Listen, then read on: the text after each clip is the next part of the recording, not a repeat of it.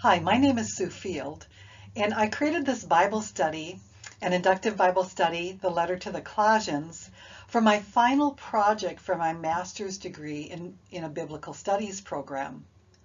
And I wanted to let you know what the Bible study is like because this is a type of a Bible study that is not for everyone. But it is, number one, it's very fast-paced. We go through the entire letter to the Colossians in 8 lessons, and that's a verse-by-verse study. And then I teach you the inductive Bible study method, which I will explain in just a moment. And it is designed for a ladies' Bible study. And the things that are included in it are 8 online lessons, which you will find at fieldministries.org on my website. And it also includes a student workbook and a facilitator's guidebook. The facilitator's guidebook is to help you learn how to lead this Bible study, as well as it has the answers to the questions in the student workbook. The Bible study is divided into 3 parts. First is that verse-by-verse study of the letter to the Colossians, and there's 8 video lessons for that. The second is that inductive Bible study method that I mentioned. Now, this is not for everyone. This is doing a deep dive into studying the scripture. And this approach has 3 steps: observation, interpretation, and application.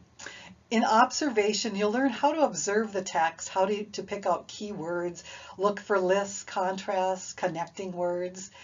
The interpretation portion is learning how to interpret scripture after you've observed it. And I'd show you how to do basic word studies using Bible dictionaries, concordance, and also how to use commentaries, and there's several commentaries that I recommend in this. I also have short videos to show you how you can access each of these tools for free online. And then the third part is application, and it's how do you apply scripture to yourself. The last part is homework. There's about 2 to 3 hours of homework involved initially. After that, the gals have told me that it might take an hour and a half to 2 hours. So this isn't for everyone. Not everyone likes to do homework. Not everyone wants to dig into scripture like this, and that's okay. But there will be some of you who are eager for something like this, and that you are the audience that I have written this for. I've got some suggestions for organizing your study from different people that have used this. And the first suggestion is using the 8 lessons in 2-hour sessions. You start with a discussion of your homework for like 20 to 25 minutes.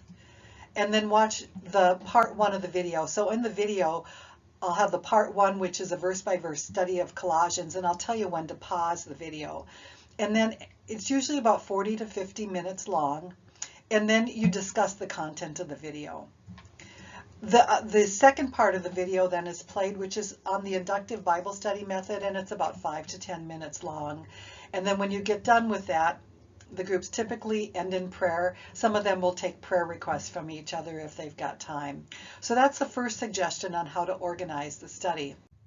A second way that it has been used is to have 16 lessons, each about an hour and a half long.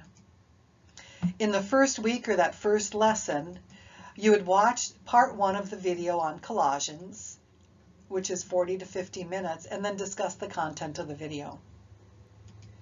Lesson 2 would be watching that inductive Bible study section for 5 to 10 minutes, and then working on the homework together. And you could just kind of pick and choose what parts of the homework you want to include.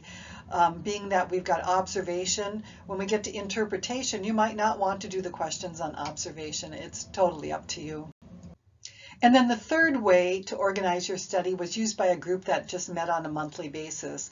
And so they used the 8 lessons, and then each attendee viewed the video on their own, and then they also did their homework on their own, and then spent the time together discussing the homework and the content of the video. So that's another way that you can do that. Once again, this Bible study itself is a different type of a Bible study, and it's not for everyone. But if you're looking for something like this, I hope that you'll find that this resource is very helpful for you. Thank you.